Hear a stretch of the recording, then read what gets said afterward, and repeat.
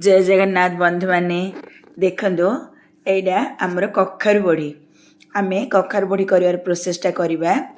कखारु बड़ी बहुत स्वादिष्ट घरे कले बहुत बढ़िया लगे। मार्केट आनले से चाउल सब मिसई दौरान देखो मोर केते सुंदर भाव केते स्मूथ स्मूथ कखारु बड़ी होती 2 दिन भितर प्रस्तुति हो जाए। हाथ में देखो केते सुंदर भाव छुईदे गुंड हो जाऊँगी केते बढ़िया मार्केट आनले केमी चाउल मिसेकी टाण टाण हो टमाटो खट्टा सहित ना कौन बेसर सहित ना एमती भाजिकी लुण पानी कर खाइले बहुत बढ़िया लगे। आपको चकटिकी पिठो भजा कले भी बहुत बढ़िया लगे। यहाँ बहुत इजी प्रोसेसटा चलतु तार प्रणाली सहित भल भाव करवा। जदि यहाँ भल भाव न करेंगे ताहले टाण होमी गोटे टेस्ट खराब लगे। से आम तार प्रस्तुति करवा चलतु। देखो मु 2 किलो बिरी नहीं जाइए। ए बिरी को मु गोटे 6-7 घंटा भल भाव धोईकी बतरे देवी। गोटे छोट कखारु नहीं से कखारु को मझिरू फाड़ करदेवी। फाड़ कर छोट छोट पीस करके ग्रेटर रे ग्रेट करदेवी। वर्तमान कखारु फाड़ करा जेहेतु आमर सुवर्ण फल बोली कखारु कहते स्त्री लोक मैंने फाड़ करना से कौन पुरुष लोक ही यहाँ फाड़ कर दौरान मुझे भल भाव काटिदेवी। काटिकी पीस पीस करिकी तार मझिर मझिर गोटे पीस अच्छी से पीसटा को मु बाहर करदेवी। से पीसटा केबे सुखीबनी किसी ना केमी गोटे फंपा भाया रही भल लगे तांगे तार मंजी जाक भी बाहर करदे। आम आपण सब पीसटा को व्यवहार कर फोपाड़ दे से मझिर पीसटा को। तापर एपरी भाव सबुतक पीस पीस करके से मझिर पीस गुड़ा बाहर करदेवी। मंजी गुड़ा बाहर करदेवी। आपड़ जदि मंजी बढ़ी करार थो ताहले मंजी गुड़ाक रखिकी तार व्यवहार कले हम ना मंजी भी आप फोपाड़ दिंतु। वर्तमान आमर सबुतक मु एपरी भाव पीस पीस करदेली।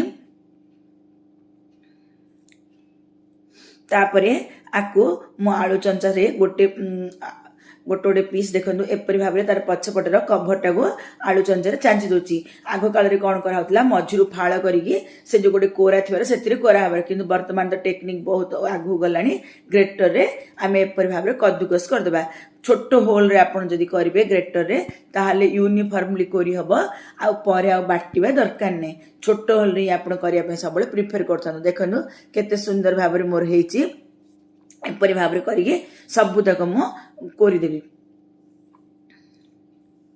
वर्तमान सबुतक मु कोरीदेली। एथिरे पानी गोटे लिटर टी हम मुदेदेवी कारण एथिरे थिबार पानीटा जो थिबो जदि ताहाले बड़ीटा कला हो जाउची। पानी गोटे लिटर टी हम भल भाव देकी ताकू चिपुड़ी चिपुड़ी गोटे कन्या को मु बाहर कर दीची। ए सबुतक आम कन्या को बाहर करदेबा। कन्या को बाहर करिकी आकु कन्या को होल्ड करिकी गोटे गोटे बुजला टाइप रे करदेबा। करिकी ता ऊपर गोटे कौन सी भारी जिनस रखीदेबा। आग काल रे शिल रखुले ता ऊपर घोरणार चकीटा रखुले ना कौन सी पत्थर रखुले। वर्तमान भी आपन से गुडा रखिले हबो किंतु मो पाखे से गुडा किछि अवेलेबल नाइ। गोटे भर्ती चाउल डाबा गोटे मु ता ऊपर रखिदेबी। जदि आपन चाउल डाबा न रखिबे ताहाले आपन गोटे बड़ पानी बाल्टी रखि दियंतु। ता ऊपर नहले गोटे डिक्ची पानी रखी दिंतु। सेटा पानीटा तार जो प्रेसर रहिबो ता भितर थियार पानीटा बाहर जो। एथिरे बहुत पानी अंश रोची। पानी अंश जदि न बाहरिबो ताहले हमर बॉडी पतला हे जो। देखो सब मु बाहर कर देली। कन्या को चारि साइड रो कवर कर देबी।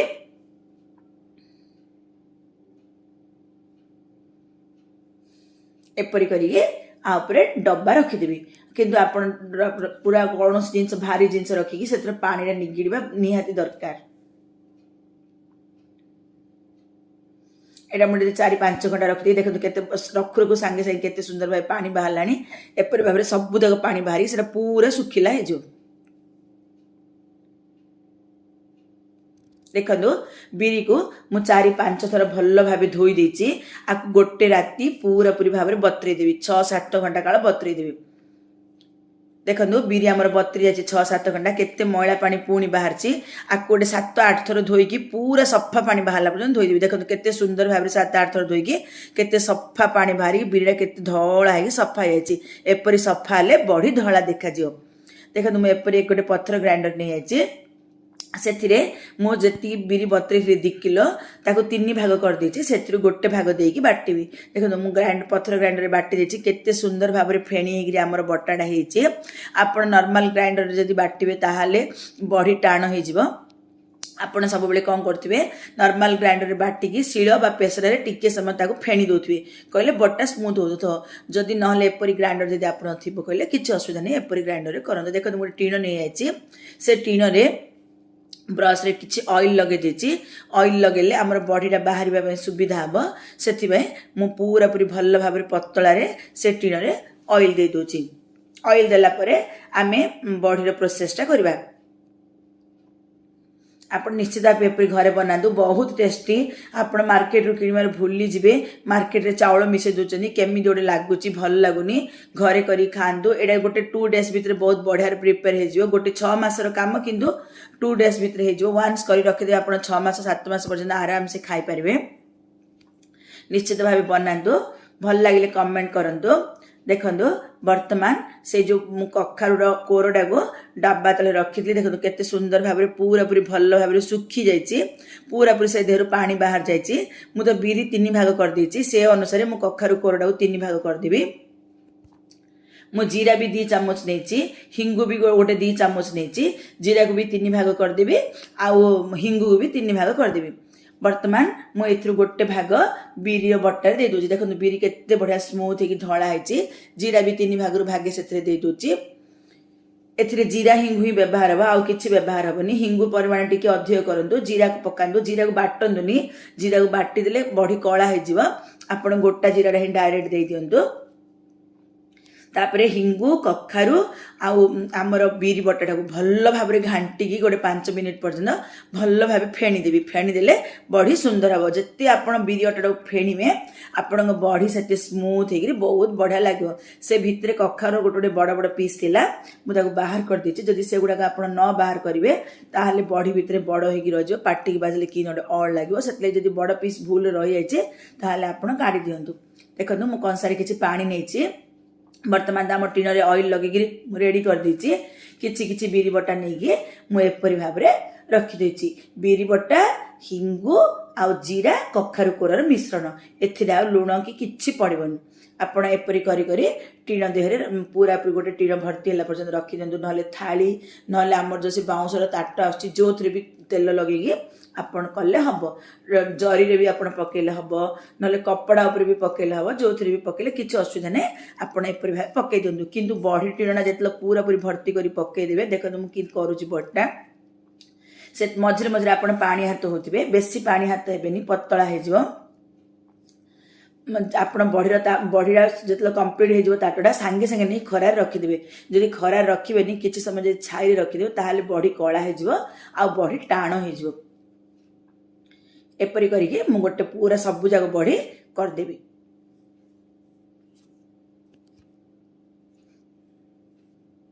ଦେଖନ୍ତୁ ମୋର ଗୋଟେ ଟିଣ ପୁରା ଭର୍ତ୍ତି ହେଇଯାଇଛି। ମୁଁ ଏପରି କରି କରି ସବୁ ଯାକ ବିରି ବଟା ବଢ଼ି କରିଦେବି। କେତେ ଧଳା ହେଇଯାଇଛି, କେତେ ସାଇଜ୍ରେ ହେଇଛି। ଆକୁ ମୁଁ ବର୍ତ୍ତମାନ ସାଙ୍ଗେ ସାଙ୍ଗେ ନେଇକି ଖରାରେ ଶୁଖେଇଦେବି। ଆପଣ ଟିକେ ମର୍ଣ୍ଣିଂ କରିଥାନ୍ତୁ, ଯେମିତି 7ଟା 8ଟା ଭିତରେ ସୂର୍ଯ୍ୟ ଆସିବା ଭିତରେ ଆପଣଙ୍କର ବଢ଼ିଟା ହେଇଯିବ। ବର୍ତ୍ତମାନ ମୁଁ ସବୁତକ ବଢ଼ି ପକେଇ ଦେଇଛି। ଦେଖନ୍ତୁ ମୁଁ ଆକୁ ଆଣିକି ଛାତ ଉପରେ ଖରାରେ ଶୁଖେଇ ଦେଇଛି। ଏଇଟା ଗୋଟେ 2 ଦିନ ଶୁଖିବା ପାଇଁ ଲାଗିବ, ନହେଲେ 3 ଦିନ ଲାଗିବ। ଶୁଖିଗଲା ପରେ ଆପେ ଆପେ ଟିଣରୁ ସେ ଝଡ଼ିଯିବ। ଆମକୁ ଟିଣରୁ ବାହାର କରିବା ଦରକାର ନାହିଁ, କିନ୍ତୁ ତା ପୂର୍ବରୁ ଆମେ ଟିଣକୁ ଶୁଖିବାକୁ ପଡ଼ିବ। ହାତରେ କାଢ଼ିବାକୁ ଚେଷ୍ଟା କରନ୍ତୁନି, ଚେଷ୍ଟା କଲେ ଭାଙ୍ଗିଯିବ। ଏପରି ଶୁଖିଗଲା ପରେ ଦେଖନ୍ତୁ 2 ଦିନ ହେଇଯାଇଛି, ମୋର ସବୁତକ ବଢ଼ି ଝଡ଼ି ଯାଇଛି। କେତେ ସୁନ୍ଦର ଭାବରେ ମୋର ବଢ଼ି ହେଇଛି। ଦେଖନ୍ତୁ ଗୋଟେ ବି ବଢ଼ି ଭାଙ୍ଗିନି, କେତେ ହାଲକା ବଢ଼ି ହେଇଛି। 2 ପଟ ଯାକ ଭଲ ଭାବରେ ଶୁଖି ଯାଇଛି, କେତେ ବଢ଼ିଆରେ ହେଇଛି। ମୁଁ ଆକୁ ହାତରେ ଗୋଟେ ଗୁଣ୍ଡ କରି ଦେଖନ୍ତୁ, ଛୁଇଁ ଦେଲେ ଗୁଣ୍ଡ ହେଇଯାଉଛି। କେତେ ବଢ଼ିଆରେ କେତେ ସ୍ମୁଥ୍ ହେଇକି ବଢ଼ି ହେଇଛି।